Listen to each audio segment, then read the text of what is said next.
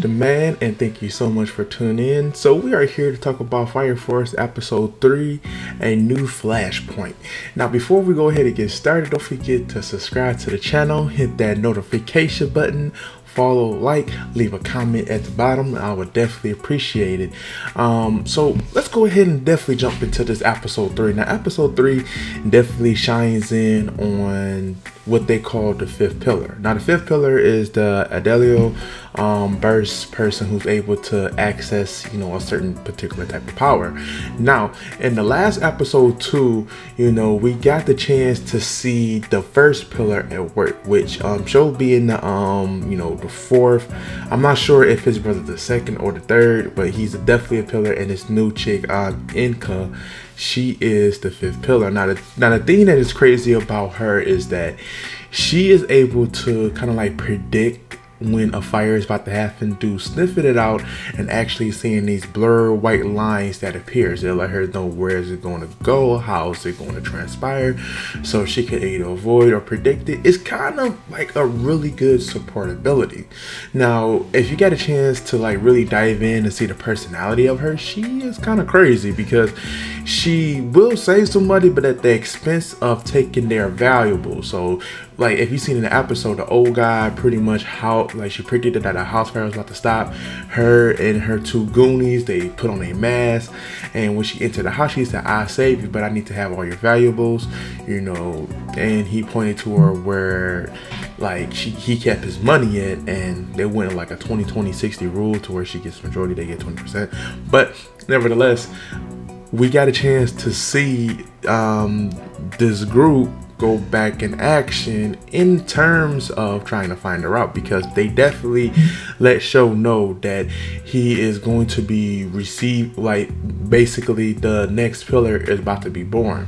And in the terms of this, she ended up eventually finding out how to how to start her own fire. It's pretty much just like a trace. She see a certain point, see an end point, and once she draws it in the air, that's where she's able to do the fire at. I'm not sure how crazy that ability can get, but she seems like she's pretty goddamn good. Now I'm not saying that the damage is like so dramatic or anything like that, but if you count to all her abilities and how she's able to sniff out when the fire is about to happen, how the fire is going to go down, and now she's able to do fire, she's pretty sick, and she's pretty much going to be very important, either being on the Yvonne side or the Fire Force side. So right now, in these next couple of episodes, we're going to be seeing the race to get her on whichever side. Now, we could take that with them having her, she will be able to do the link that we was able to see the fifth pillar do with Shu. And also if you watch the end of season 1, you'll be able to see that link also. This definitely is coming into a thing because like the group True Intentions is trying to create that great catastrophe that happened 250 years ago, and for her being a step towards that, it doesn't really look good for the Fire Force side that they was able to get her, because it seems like out of like the of the pillars that we know so far, Fire Force only has one, and that's Shu. We could just assume that that the Evons pretty much got the other 3 pillars, especially with the first one making their appearance.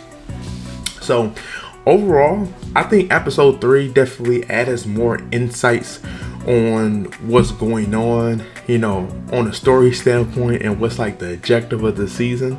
I also want to like lay basis on the fight that we got to see Shu and the big guy going at it, because man, it just seems like Shu just sat there and let him power it up, and now my man's just stomping, making like eruptions and shit. So this is episode 3 definitely to me is like the highlight of the season so far. Even though there's only 3 episodes, it's still kind of like, okay, out of these 3 episodes, what's really it's taking place, has really got things going on, and it's this particular episode. So this episode is really jumping off things to new heights, continue this interesting thing that Fire Force is definitely starting off. Like I said on my last video, this season of Fire Force is definitely doing this thing. Can't go wrong with it. I think season 2 is living up a lot better than how season 1 started off. So yeah. But other than that, I just want to thank you guys for definitely tuning into this. If you can, let me know in the comments below what you guys thought about episode 3. Definitely appreciate it. Other than that, AshTheMan is out. Peace.